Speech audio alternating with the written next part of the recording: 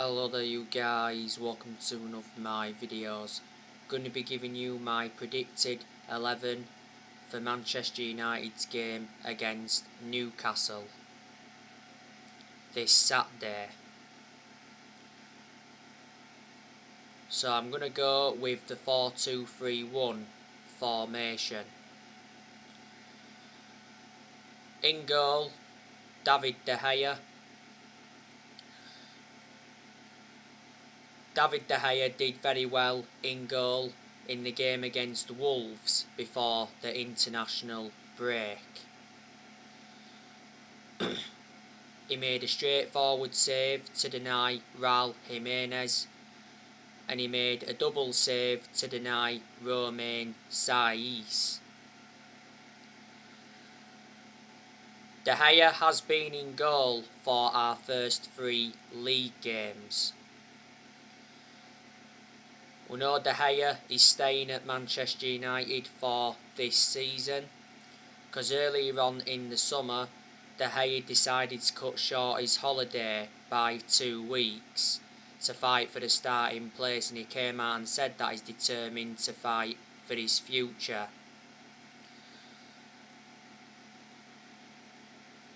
This is David De Gea's 11th season at Man United. He's endured 10 years at the club, so he's been a long servant.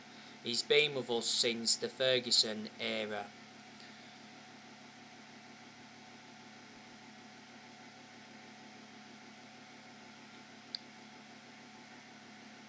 He's made a lot of mistakes in the last couple of years,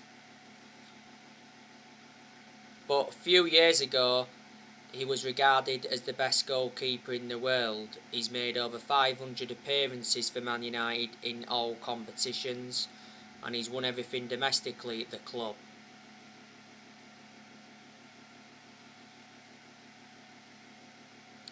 De Gea has 2 years left on his contract, and he receives £375,000 a week.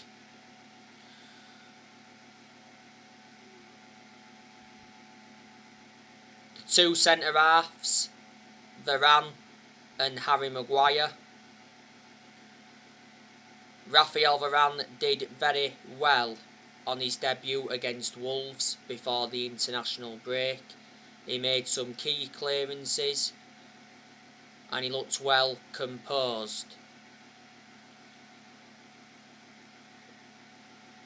This game against Newcastle will be Varane's second start for Man United. Varane to Manchester United was official just before kick-off against Leeds, which was the opening day. We got Varane in a deal worth 41 million with add-ons included. Man United paid 34 million up front. Varane signed a 4-year contract with Man United with an option of a 5th year. And Varane got given the number 19 shirt. Varane is regarded as one of the best centre-halves in the world because he's highly experienced and he's got a fantastic pedigree as a player. He won a lot of trophies when he was at Real Madrid. He was a long-serving player at Real Madrid. He endured 10 years with them.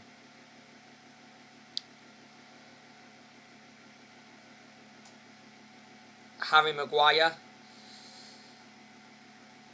he's had his good games at Man United. He's also had his bad games. But we should get the best out of him now anyway with Varane alongside him. Maguire was a big miss for us towards the end of last season because he had ligament damage in his ankle. We overpaid for Maguire. We got him in a deal worth 80 million from Leicester. So he's the most expensive centre-half in the world at the moment and the second most expensive signing at the club behind Pogba.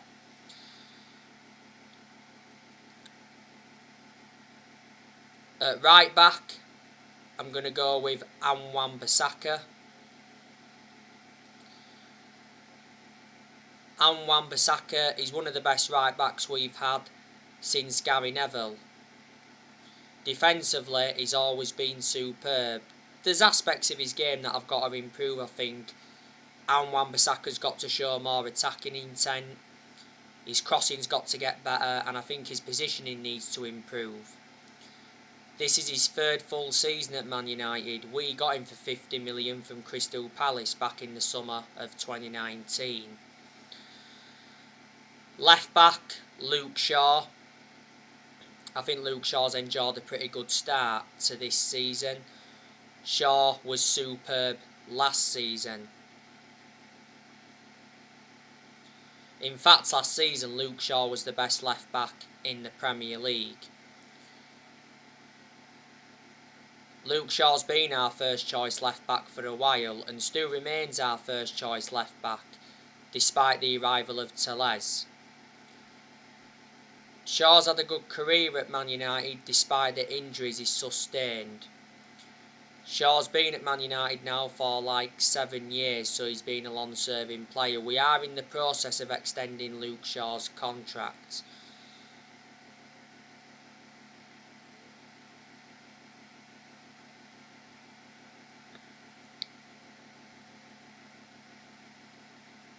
Centre midfield, I'm going to go with Paul Pogba and Donny van de Beek.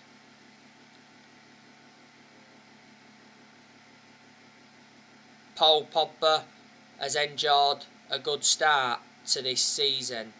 He's got 5 assists. He got 4 assists against Leeds on the opening day, and he got an assist against Southampton. But I thought in the game against Wolves before the international break, Pogba was quite poor because he lost possession a few times and he gave the ball away cheaply.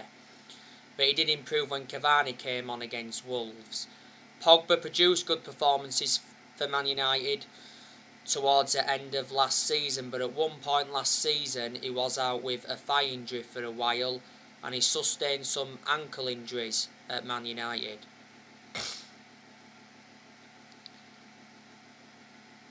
Now, Defensa Central said not so long ago that Pogba favours a switch to Real Madrid over PSG. Real Madrid have been relentlessly linked with Pogba.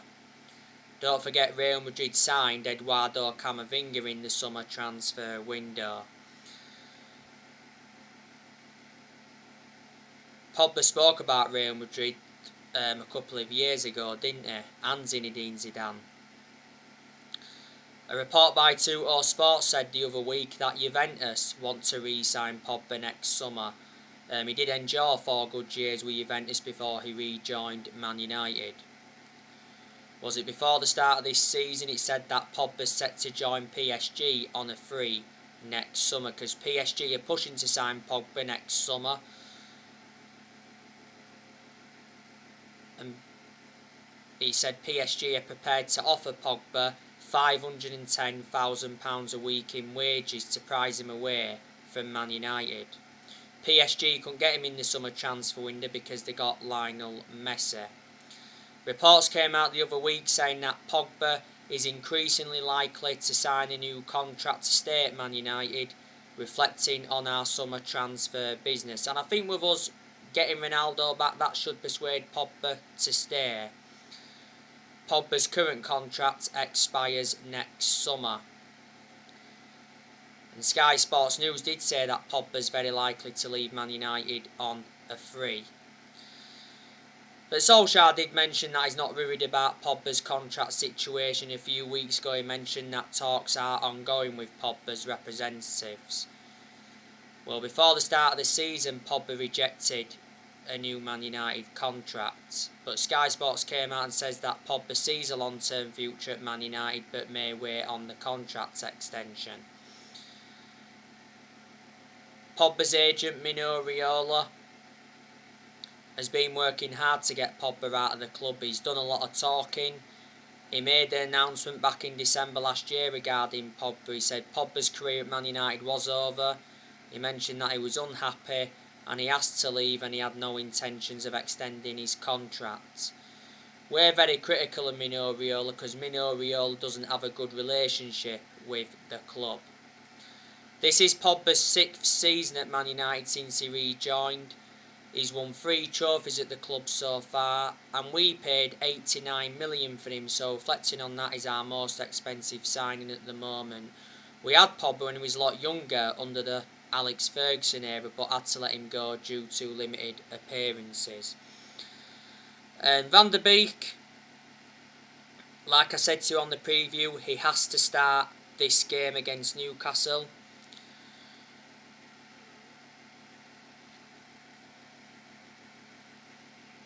Not so long ago, Van der Beek spoke about his Man United future in an exclusive interview with Rio Ferdinand. Van der Beek admitted he's prepared to keep fighting to earn his place in the Man United team and to remain in the plans of Ole Gunnar Solskjaer. Now, Van der Beek has told Solskjaer his best position. Van der Beek reckons he'd be best served operating as a number 6 or a number 8.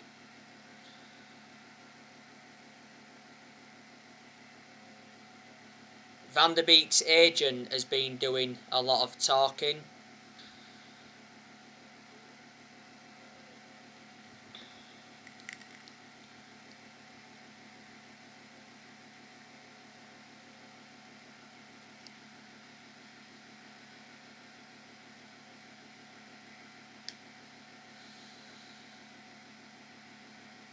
He did confirm that Donny van der Beek held talks with Everton over a move.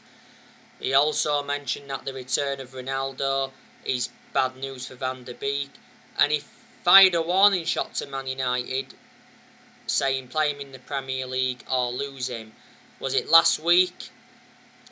Van der Beek's agent also came out and said that Van der Beek will succeed at Man United and prove his doubters wrong at Man United this season. Solskjaer rejected Van der Beek's exit because it did mention that Everton were close to signing him on loan.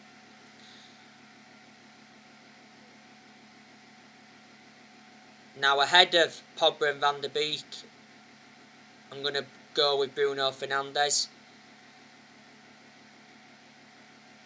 Obviously, he's the attacking midfielder.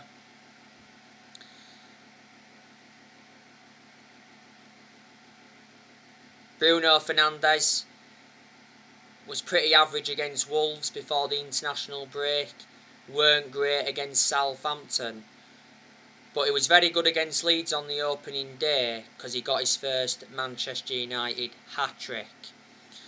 Bruno Fernandez is one of our best players, and he's one of the best signings we have made since Ferguson retired. In most of his games at Man United, he's been very consistent, but there's also been quite a few games where he's looked off the pace. Fernandez has been at Man United now over a year and a half.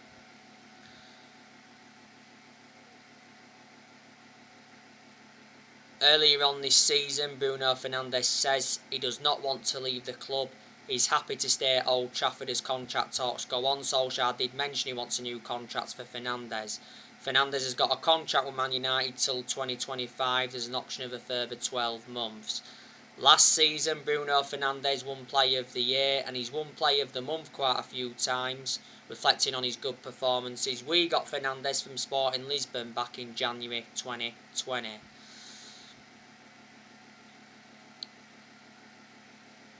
At left midfield, I'm going to go with Mason Greenwood. I know he's not that effective on the left, but I think we'll put him on the left in this game. I do prefer Greenwood on the right or up top.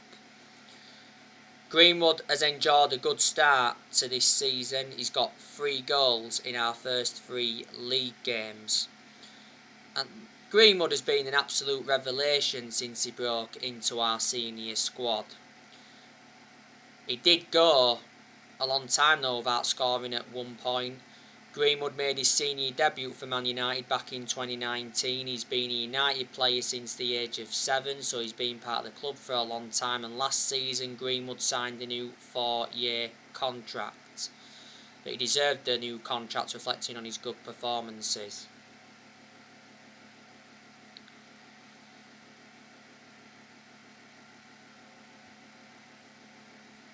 Right midfield, I'm going to go with Jadon Sancho.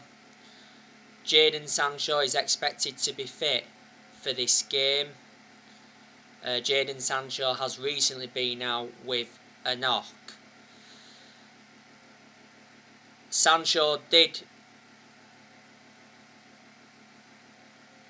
make his first Premier League start against Wolves before the international break, and I was disappointed with him because Sancho couldn't really get into the game.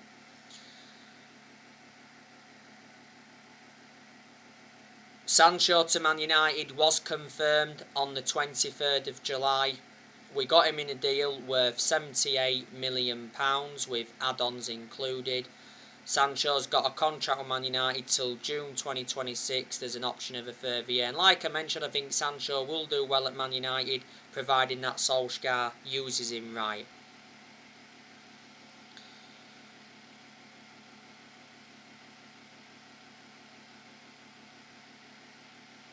And the striker, Cristiano Ronaldo.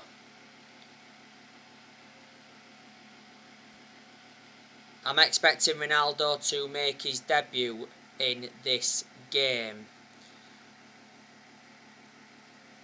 Now, it recently said that Ronaldo's debut could be delayed, because don't forget Ronaldo had to isolate for 5 days. Today, Cristiano Ronaldo arrived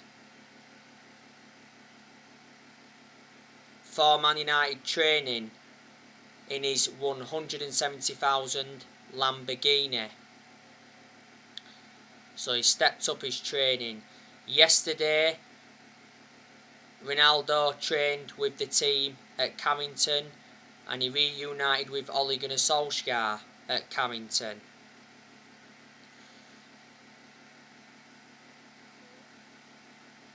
Last week, Ronaldo arrived in Manchester and he got greeted by Darren Fletcher.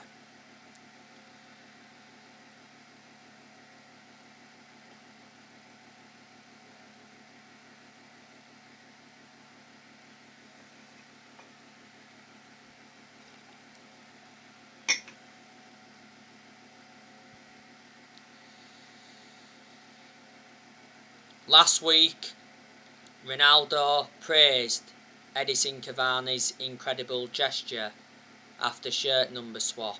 Ronaldo is Man United's new number 7 and Cavani's got the number 21 shirt.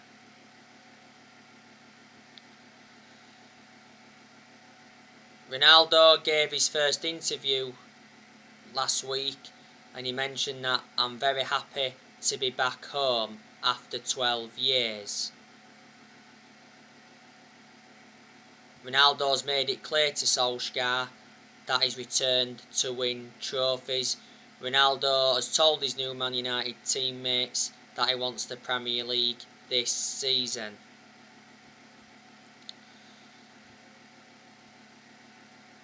Don't forget, Ronaldo became the all-time top scorer in international football after 2 late goals against Ireland.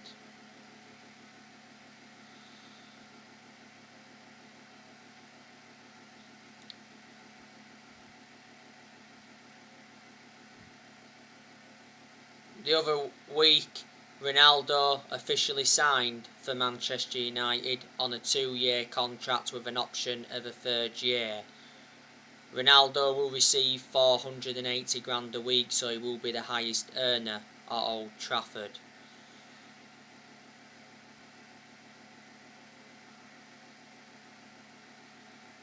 Ronaldo could play for Man United until he's almost 40. And I reckon he'll do very well in his second spell at Man United, despite him being 36. Man United agreed a fee of €15 million with a further €8 million in add-ons, so that's €23 million in total. That equates to like £19.8 million in pounds sterling, and the other week Ronaldo completed his medical. But Ronaldo is the greatest player of all time because he's won 32 major trophies in his playing career, including 5 Ballon d'Ors. You know, in Ronaldo's first spell at Man United, he endured 6 years and he scored 118 goals in 292 games in all competitions. And he won 3 Premier Leagues, the Champions League, the FA Cup, 2 League Cups and the FIFA Club World Cup. When we first got Ronaldo, we paid 12 million for him from Sporting Lisbon. Sold him to Real Madrid in 2009 for 80 million. He was a long-serving player at Real Madrid. He enjoyed like 10 years with them.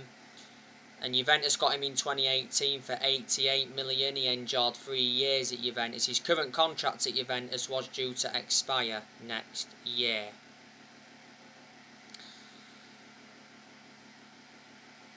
So yeah, that's how I think Manchester United will line up against Newcastle this Saturday. Now earlier on today I gave you the news on Fred. Fred is suspended for 2 games. So he won't be playing any part in this game against Newcastle. Scott McTominay has got a groin injury. I think he did have surgery on his groin. Marcus Rashford, he's got a shoulder injury. He's out until October. Earlier on in the summer, Rashford decided to have surgery on his shoulder. I think Dean Henderson's still out, but he's close to returning. Don't forget Dean Henderson had COVID.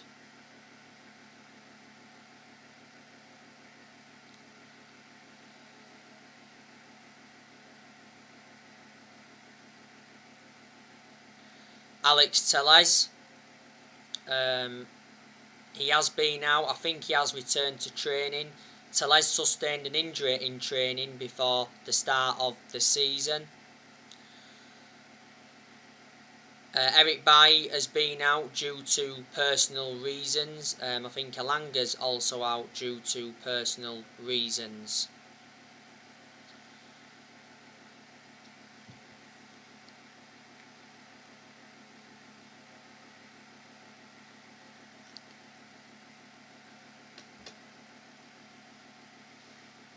And like I said, you know, Jadon Sancho has had a knock.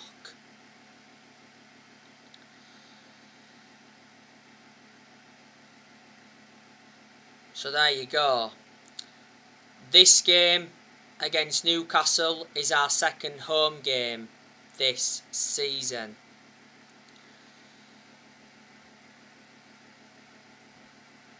I'm expecting Manchester United to win. You know, Newcastle have enjoyed a really bad start to the season. They're winless so far this season. The last time Newcastle beat us at Old Trafford was back in December 2013. It was a goal from Cabaye.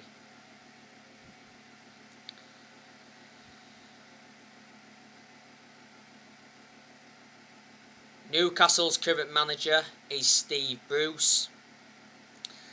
He's a very, very poor manager, and I'm expecting him to get sacked this season.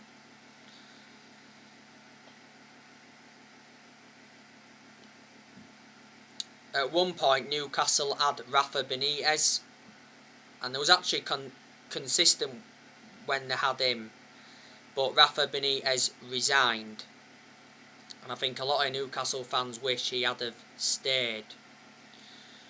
Newcastle's owner is Mike Ashley. He's been at Newcastle for like 14 years now. He bought the club for 135 million back in 2007. At one point though, there was talks of the Saudi Arabians taking over Newcastle and Mike Ashley selling the club, but obviously that didn't materialise.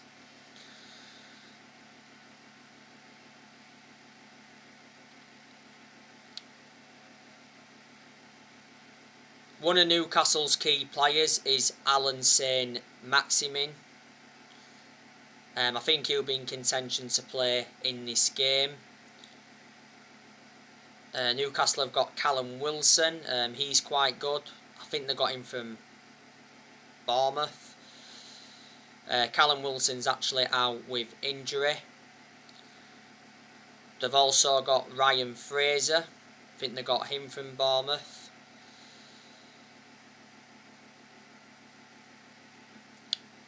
They've got Joelinton.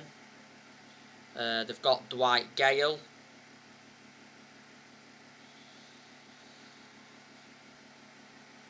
Newcastle have also got Sean Longstaff.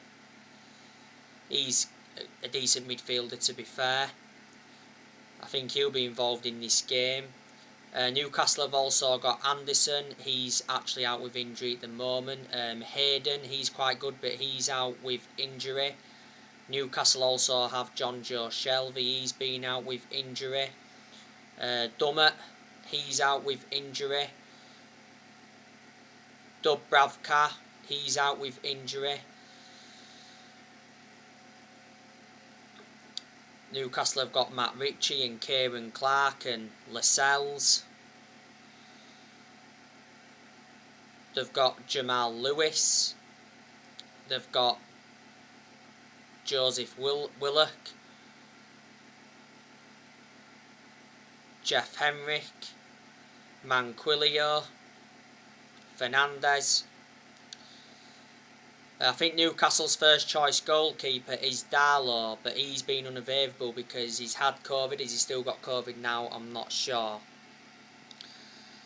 In the summer transfer window, Newcastle let Matty Longstaff go out on loan to Aberdeen. They also let Kyle Scott go in the summer transfer window. And was it earlier on this year or last year they let Yedlin go?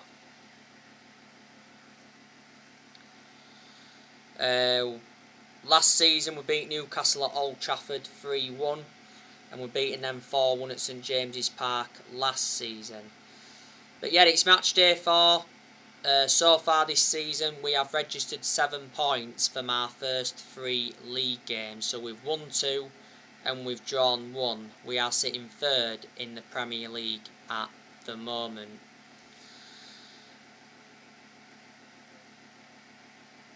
Earlier on today, I gave you the news on Declan Rice from West Ham.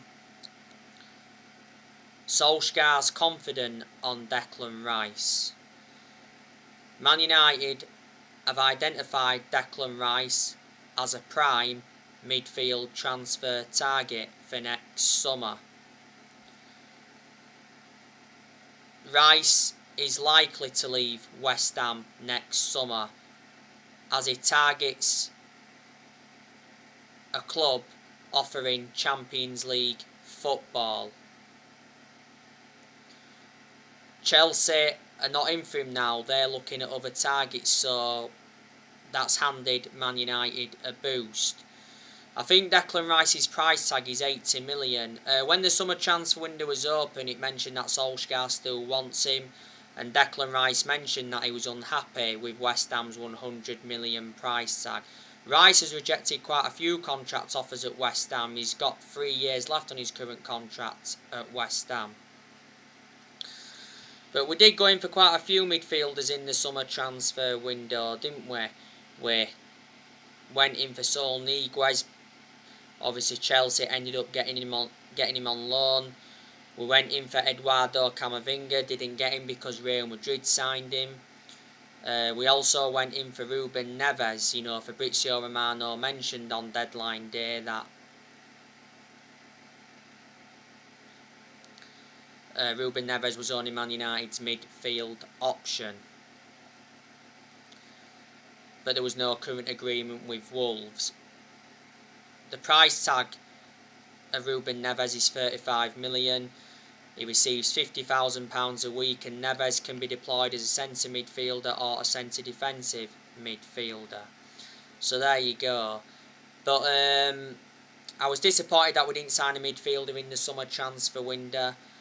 And I was also disappointed that we only managed to sell one player in the summer transfer window. the player who did sell was Daniel James. So anyway guys, there'll be more videos coming up tomorrow. Drop your comments, likes below on the channel if you do. Consider subscribe as always, and take care. God bless you all again very, very soon.